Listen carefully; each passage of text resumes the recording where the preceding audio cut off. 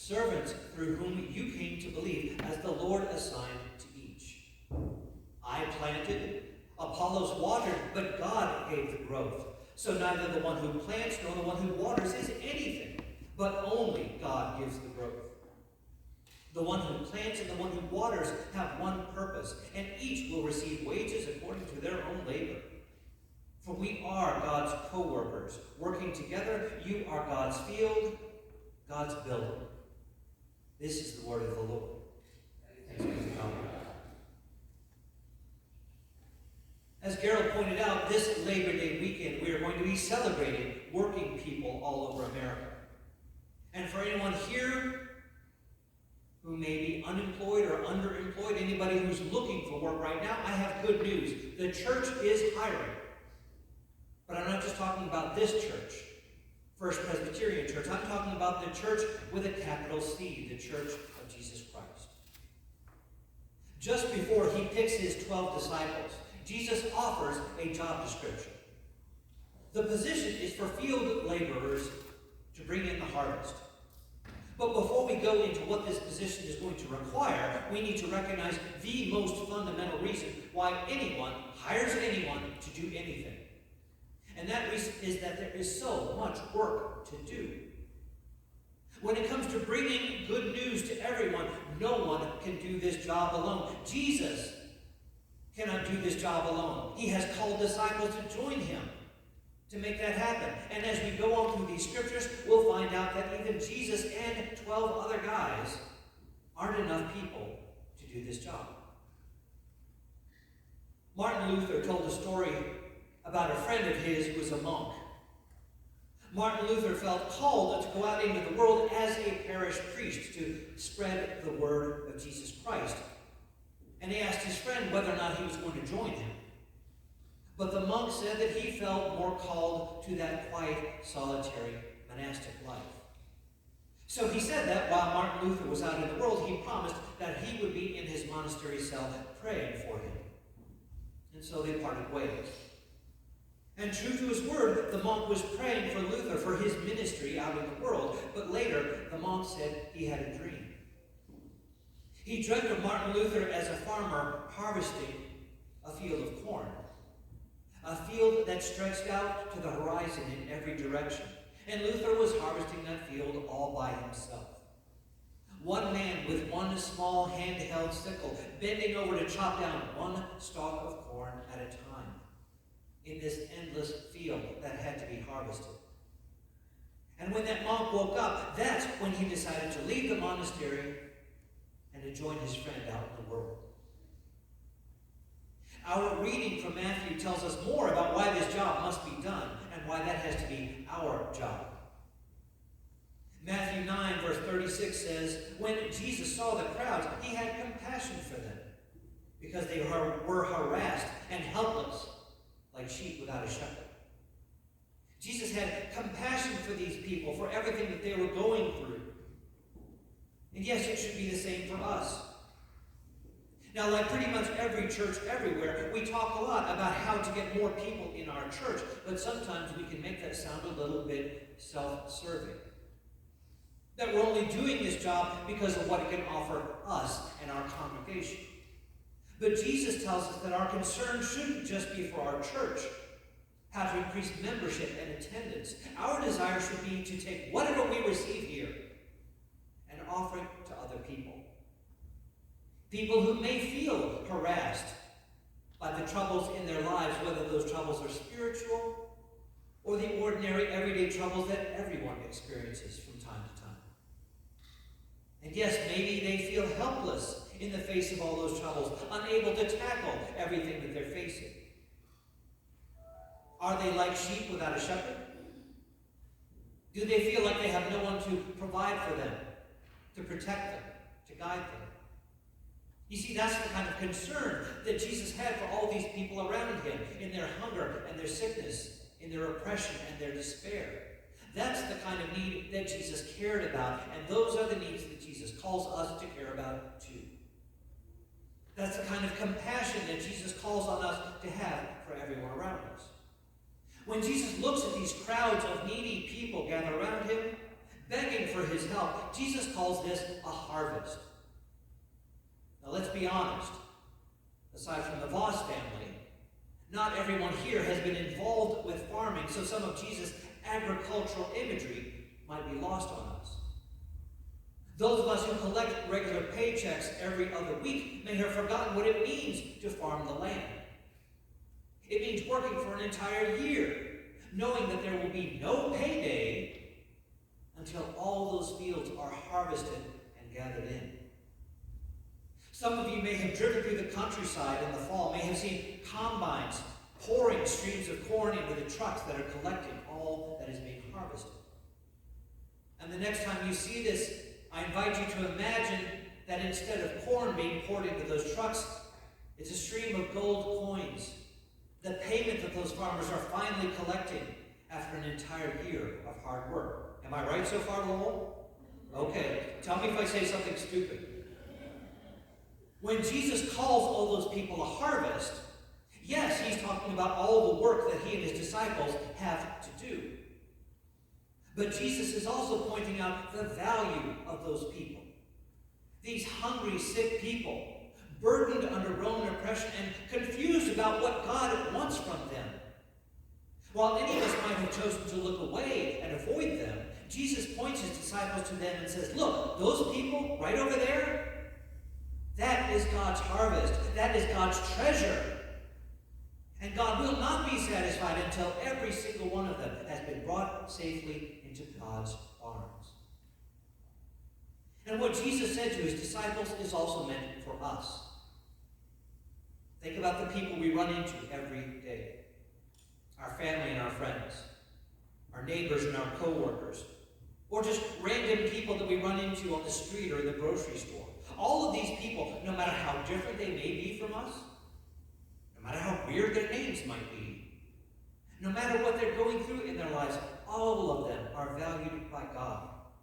All of them make up God's field, God's treasure, and as laborers in God's harvest, we cannot rest until every one of these people has at least had the chance to answer God's call to put their faith in Jesus Christ.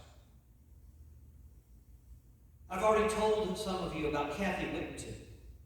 When I was in college, Kathy was one of the college librarians. And at the beginning of my freshman year, Kathy approached me and several other freshmen to invite us to the Presbyterian church in town.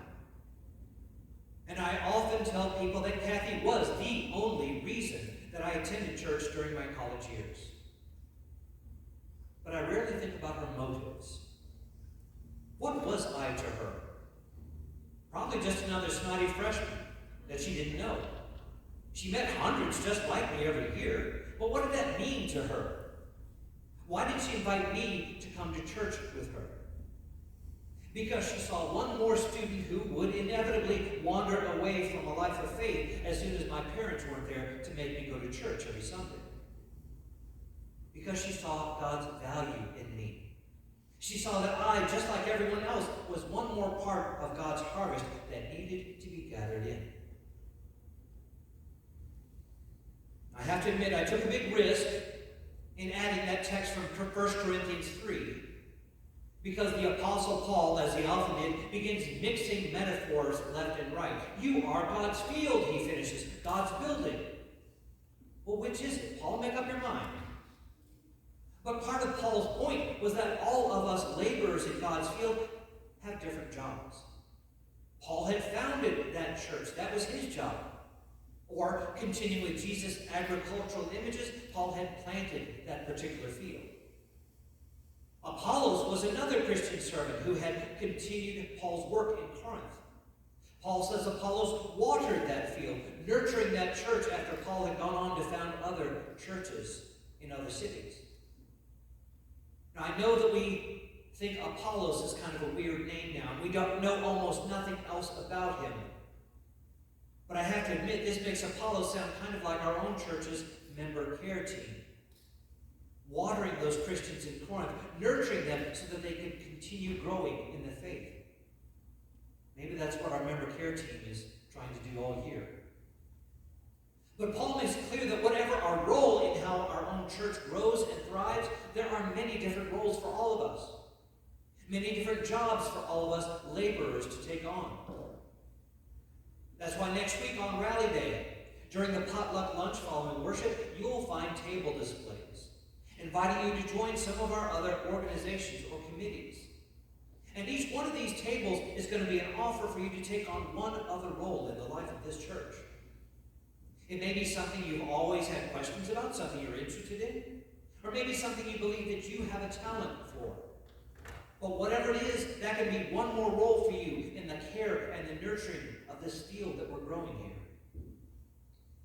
But another part of what Paul is saying should make all of us a lot more comfortable about this task to which we've been called. Yes, there is a lot of work that needs to be done. But Paul points out that we don't have to do all the work, because so much of that work has already been done for us. Jesus started the work of this harvest. Jesus called 12 disciples to continue that work, and those disciples made more and more disciples, more and more laborers throughout Palestine and the Roman Empire and all around the world, until another group of laborers founded this church right here. And then someone, yet another laborer in God's fields, whoever they were, brought us here. Yes, there is work to be done, but all that we have to do is continue to build upon the work that generations of Christians have already been doing for us. You see, that's one of Paul's mixed messages. He said to the Christians in Corinth, "You are God's field." But Paul was also calling on them to be the next generation of laborers in that field. More than just a mixed metaphor, Paul is pointing out the life cycle of Christians. We are planted like seeds in a field. We grow into the grain of God's harvest. But in our maturity and our fruitfulness, we can also become the laborers in God's field, the harvesters planting and watering and nurturing and gathering the next generation of Christians. But Paul points out one of the most important things to realize about this field that we're in. And I mean both God's field that we're supposed to be harvesting and the field of endeavor that God calls us to be employed in. Paul humbly says that while he planted this field, that is all he has done. While Apollos has watered it, that's all that he has done.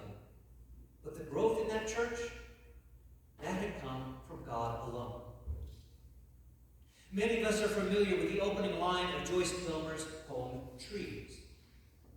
I think that I shall never see a poem lovely as a tree. But if we read all the way to the closing line, it says, poems are made by fools like me, but only God can make a tree. And Paul says it is the same with Christians. Even with a founder like Paul, and even with the nurturing work of Apollos, the church was in Corinth, and those Christians were in that church because God had made that happen. Which may be why, as Jesus called disciples to start helping him in his ministry, he assigned them their first task. And it wasn't about spreading the good news. It wasn't about healing the sick or exorcising demons. The first order of the day for these new laborers in God's field, pray. Ask the Lord of the harvest to send out laborers into his harvest. Pray. Pray for God's growth. Pray for God to cause new shoots to grow up in our Sunday school classes. Pray for God to nurture young Christians as we begin our new confirmation class this month. Pray for everyone within these walls to find the roles that they are going to play here in whatever committee or organization for which God has equipped them. Pray for that miraculous change to happen when grain that's being harvested from the Lord's field becomes the next generation of laborers in that field. And that brings up the last thing I want to talk about this morning. One dairy farmer said that the hardest thing about milking cows was that the cows never stayed milked. He kept having to do that job every single morning and every single night. And it's the same with fields of grain. Lowell, after you harvested your first crop ever, did you retire permanently? Did you just kick back and say, well, my work is done here. I should probably just go into real estate or something? Not yet. No, not yet. I like the yet you added there. No, because there's always going to be a new season, a next season, to plant and water and nurture and harvest. And that is the last reason that Jesus called these 12 other people to help him. And for them to pray for others to help them. Because like farming, there's always going to be more work to do. That's one more thing about this job that Jesus has offered to us as laborers in God's field. Job security. There will always be more work to do. All of us, no matter what roles we pick in this church, no matter how much we accomplish here, will just be one part of an eternal cycle of people bringing others to God, so that those people in turn can eventually bring other people. And this is the way that God's field will continue to be planted and nurtured and harvested for generations to come. And let God's people all say, Amen. Friends, will you please rise and join together in our affirmation of faith.